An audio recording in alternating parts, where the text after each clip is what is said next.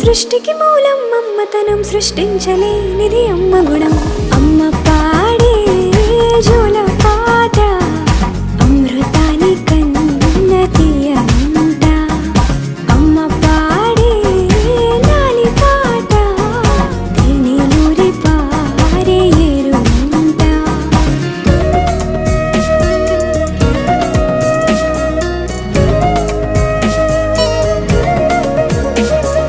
నింగిని తాకే మేడలకి పునాది రాయి అమ్మా, అందం పొందిన ప్రతిశిలకి యులిగాయం అమ్మా.